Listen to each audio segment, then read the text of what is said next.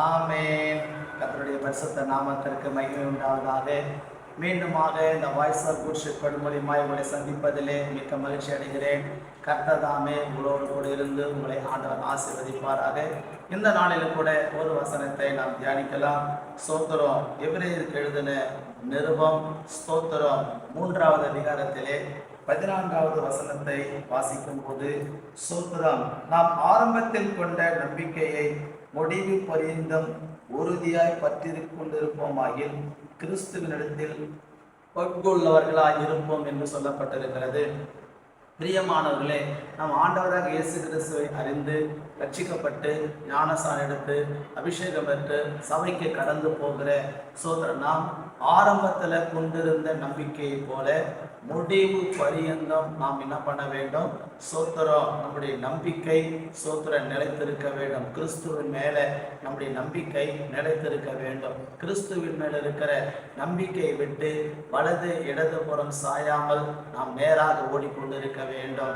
நாம் நம்முடைய வாழ்க்கையில சோத்திரம் தேவன் மேல் சோத்திரம் நம்பிக்கை வைத்து ஓடும்போது நமக்கு நடக்கின்றதான சில காரியங்களை சோத்திரம் வேதத்திலே சொல்லப்பட்டிருக்கிறது. அதாவது நம்முடைய நம்பிக்கையை எதிலே நாம் வளர்த்து கொள்ள வேண்டும்.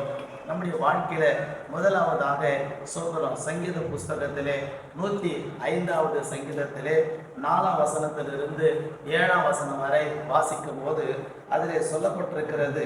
சோத்திரம், பிரியமானவர்களே, கர்த்தரையும் அவர் வல்லமையும் நாடுங்கள், அவர் சமூகத்தை நித்தமும் தேடுங்கள். அவருடைய தாசனாகிய ஆபிரகாம் சந்ததியே, அவரால் தெரிந்து கொள்ளப்பட்டவர்களாகிய யாக்கோபின் புத்திரரே, சோதரோ, அவர் செய்த அதிசயங்களையும் அவருடைய அற்புதங்களையும் அவர் வாக்கிய நியாய தீர்ப்புகளையும் நினைவு கூறுங்கள். அவரே நம்முடைய தேவனாகிய கர்த்தர். நம்முடைய நியாய தீர்ப்புகள் பூமி எங்கும் சோத்திரம், அவருடைய நியாய தீர்ப்புகள் பூமி எங்கும் விளங்கும் என்று சொல்லப்பட்டிருக்கிறது. அப்படியானால் பிரியமானவர்களே, நாம் தேவனுடைய வல்லமையில் வளர வேண்டும். சோதரம், ஆண்டவராக இயேசு கிறிஸ்துவினுடைய அபிஷேகத்தை பெற்றவர்கள் அந்த அபிஷேகத்துக்குள்ள நாம் நாளுக்கு நாள் வளர்ந்து கொண்டே இருக்க வேண்டும். சோதரம், அவருடைய வல்லமையில நம்ம வளரும் போது நம்முடைய வாழ்க்கையில கிரகிக்க முடியாத, எண்ணி முடியாத, நினைச்சு கூட பார்க்க முடியாத அற்புதத்தை இயேசு ராஜா உங்களுக்கு செய்வாருங்க. அவருடைய வல்லமையில வளரணும். அதுக்குத்தான் தினந்தோறும் ஆவில நிரம்பி அந்நிய பாஷையில நாம் பல மணி நேரம் சூத்திர பேசி கர்த்தருடைய நாமத்தை நாம் துதிக்க வேண்டும். துதிக்க துதிக்க அவருடைய வல்லமை நமக்குள்ளே வெளிப்படும். ஆண்டோடைய வல்லமை தான் செங்கடலை 2ஆக பிளந்தது. ஆண்டோடைய வல்லமை தான் மரித்து போன லாசரை உயிரோடு எழுப்பினது. ஆண்டுடைய வல்லமை தான் 38 வருஷ வியாதியுள்ள சோதரம் அந்த மனிதனை குணமாக்கினது. ஆண்டுடைய வல்லமை தான் 12 வருடமாக பெரும்பாடுள்ள ஸ்திரியை குணப்படுத்தினது. ஆண்டுடைய வல்லமை தான் 18 வருஷமாய் நிமிர முடியாமல் இருந்த கூனிக்கு இயேசு கிறிஸ்துவால் அற்புதத்தை செய்ய முடிந்தது. பிரியமானவர்களே, நாம் நம்முடைய வாழ்க்கையில தினந்தோறும் கர்த்தருடைய வல்லமையில் நாம் வளர வேண்டும். 2வதாக லூக்கா எழுதின சுவிசேஷ புஸ்தகத்திலே ஸ்தோத்திரம் 5வது அதிகாரத்திலே ஸ்தோத்திரம் 6வது வசனத்தை 5வது 6வது வசனத்தை நாம் வாசிக்கும் போது, அதற்கு சீமோன், ஐயரே, நாம் முழுவதும் நாங்கள் பிரயாசப்பட்டோம், ஒன்றும் அகப்படவில்லை, ஆகிலும் உம்முடைய வார்த்தையின்படியே வலையை போடுகிறேன் என்றார்.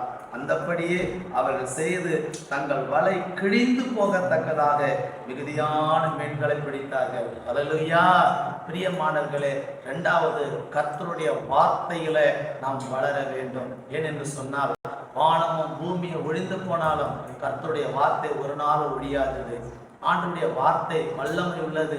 ஆண்டுடைய வார்த்தையானது சோத்திர, ஆண்டுடைய வார்த்தையினாலே வானங்கள் பூமிகள் எல்லாவற்றையும் உண்டாக்கப்பட்டது. அதெல்லாம் பிரியமானவர்களே, நம்முடைய வாழ்க்கையில ஆண்டுடைய வார்த்தையில நம்ம சோத்திர வளர வளர வளர அந்த வார்த்தை நமக்கு நித்திய ஜீவனை குறித்து நம்பிக்கை உண்டாக்கும். அந்த வார்த்தை நமக்கு ஆண்டவர் மேல ஒரு முழு நிச்சயத்தை கொண்டு வரும். அதால் பிரியமானவர்களே, ஒவ்வொரு நாளும் கர்த்தருடைய வார்த்தையை வாசிங்க, கர்த்தருடைய வார்த்தையை கேளுங்க, கர்த்தருடைய வார்த்தையை தியானிங்க, கர்த்தருடைய வார்த்தைக்கு சோத்திர முக்கியத்துவம் கொடுங்க. ஆண்டுடைய வார்த்தை உங்களை ஆசீர்வதித்து மேன்மைப்படுத்தும். லூக்கா 12ஆம் அதிகாரத்திலே சோத்திரம் 55வது வசனத்தை வாசிக்கும் போது, தென்றல் அடிக்கிறதை நீங்கள் காணும் போது உஷ்ணம் உண்டாகும் என்று சொல்லுகிறீர்கள், அந்தப்படியே ஆகும். மாயக்காரரே, பூமியின் தோற்றத்தையும் வானத்தின் தோற்றத்தையும் தியானிக்க உங்களுக்கு தெரியுமே, இந்த காலத்தையோ தியானியாமல் போனது என்ன என்று சொல்லப்பட்டிருக்கிறது.